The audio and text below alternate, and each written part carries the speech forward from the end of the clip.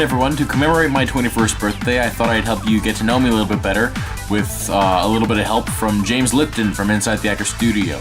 I've brought him and his Bernard Pivot questionnaire with me to answer a couple questions, so I hope you enjoy it. What's your favorite word? I have two favorite words, one because of the way it sounds, the other because of what it means. The one because of the way it sounds is scuba. I just really like saying it a lot, just scuba. It's really fun to just go into a really deep voice and just go scuba. My favorite word based on its meaning is Pythonesque, which basically means anything like Monty Python, which I think is great because the whole point of Monty Python was to create something that could not be described. And as John Cleese says, the fact that Pythonesque is now a word in the dictionary just shows how monumentally they failed at that job. What is your least favorite word?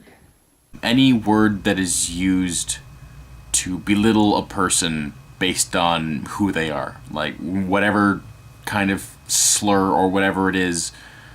Obviously, depends on the user and the context sometimes, but at the same time, like, some of those words, they're just not okay to say. And I'm a huge advocate of free language, but there's a line between saying what you want, because you can, and saying what you want because you're an asshole. What turns you on?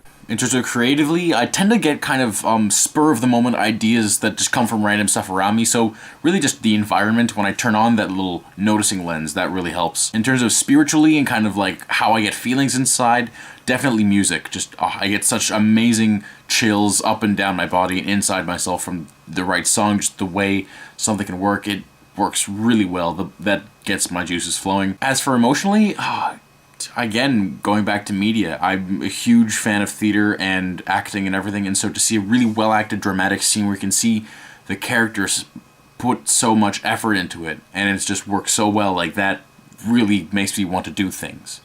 What turns you off? A general lack of interest in bettering yourself, because really that's all we're here to do, and if somebody just thinks that they don't need that, then they're just wrong, and it's really silly. What sound or noise do you love? It's gotta be that inward hiss that somebody makes right before a big exhale when they experience something very sudden and very pleasurable. It's really good, that great it's got such a nice flow to it, and I love the way it sounds, and it knows that there's something going on with somebody that's really good all of a sudden, and that's kind of my favorite way that things can happen that are really good to you. Also, I kind of just like to make noises with my mouth all the time, and those are a lot of fun too. I mean, like this. What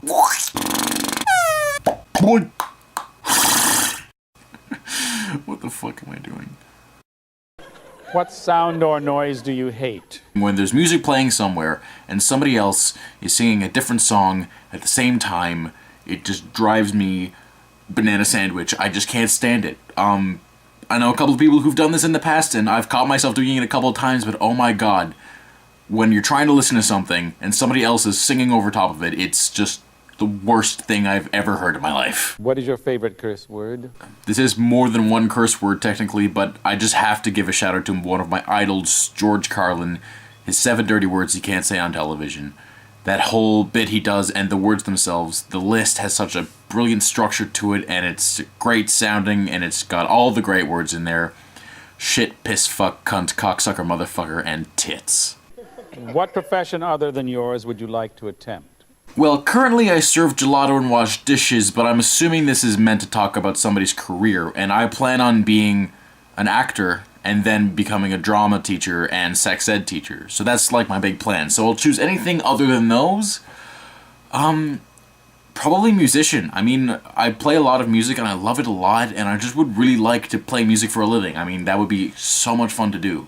Outside of the arts, I'm screwed. What profession would you not like to attempt?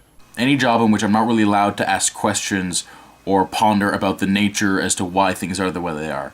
I want accepting people in the workplace that will be open to discussion as to why things are the way they are. This is a big problem I had when I was in high school, talking to the teachers, because they were authority figures and I wanted to discuss rules and they wouldn't let me, and it bothered me a lot. If heaven exists, what would you like to hear God say when you arrive at the pearly gates? I gotta say, there's so many answers to this question that could really be good, but I gotta go with James Lipton's answer himself, which is very simply, you see, Sasha, You are wrong. I exist. But you may come in anyway. Thanks for watching.